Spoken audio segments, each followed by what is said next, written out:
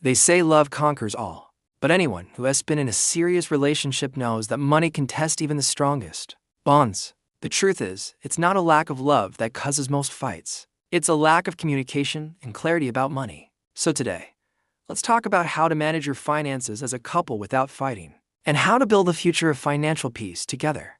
So, why do we fight about money in the first place? Well, money isn't just numbers on a spreadsheet. It's packed with emotion.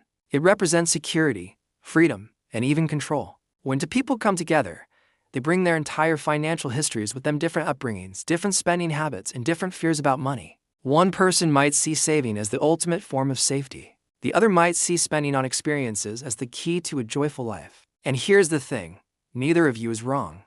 You're just different. The problem starts when those differences aren't discussed. You can't build a peaceful partnership on secrets, and that absolutely includes financial ones. This brings me to my first big tip. Talk about money early and honestly. If you're getting serious about someone, it's time to have the money talk. I'm not saying you need to show each other your bank statements on the third date. It's about understanding how you each think about money. Start by asking open-ended questions. Things like, what does financial security mean to you? Or how did your parents handle money? And what did you learn from them? Or what are your biggest financial fears? You're not just sharing numbers, you're sharing your values, your dreams, and your worries. This conversation is one of the most powerful trust-building exercises you can do as a couple. And trust is the foundation of financial peace. Once you've opened that door, the next step is to create a shared vision. Managing money together isn't about one person controlling the other. It's about aligning your goals. You're a team, not competing sides. So, sit down together and set clear, shared goals. Maybe you want to pay off student loans. Maybe you want to build a 6-month emergency fund. Or maybe you're daydreaming of a down payment on a house or an unforgettable trip around the world. Whatever it is, write it down. Put it somewhere you can both see it, like on the fridge. Review it regularly. When you do this, money stops being a source of tension and starts becoming a tool for teamwork. Now, let's get practical. You need a system that works for you.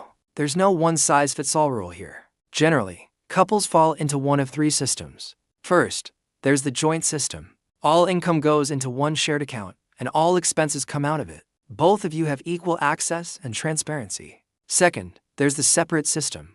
You each keep your own bank accounts and split shared expenses like rent and utilities down the middle, or proportionally based on your incomes. And third, there's the hybrid system, which is becoming really popular. You have a shared account for joint bills and savings goals, but you also each keep your own personal accounts for your individual spending.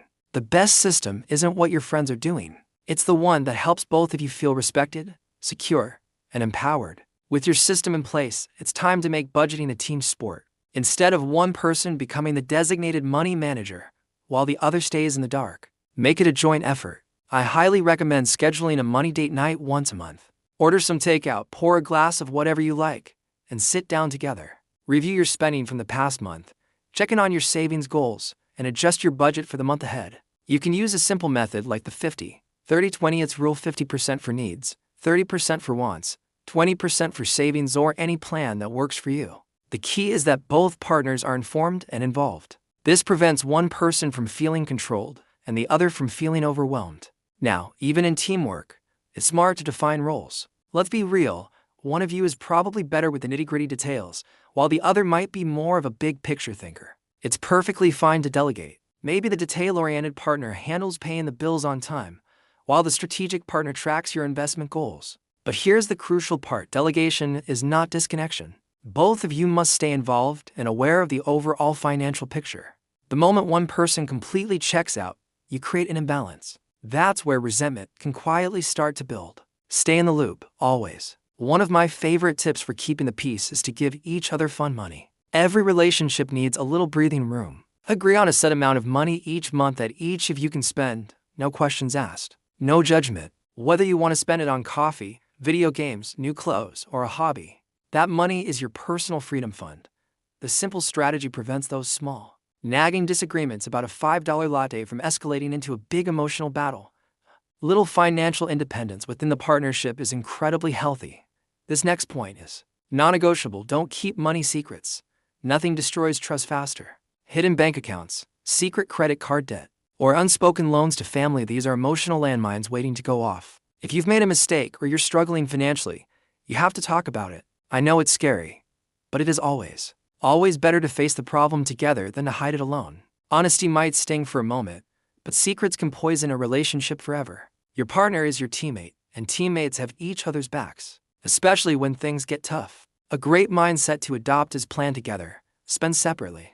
You don't have to agree on every single purchase your partner makes. You just have to agree on the overall plan. Decide together on your saving rates, your spending limits, and your big picture priorities. Once those boundaries are set, give each other the freedom and trust to live within them. Trying to micromanage every dollar your partner spends is a fast track to frustration and resentment. Trust the plan you build together, and trust each other to stick to it.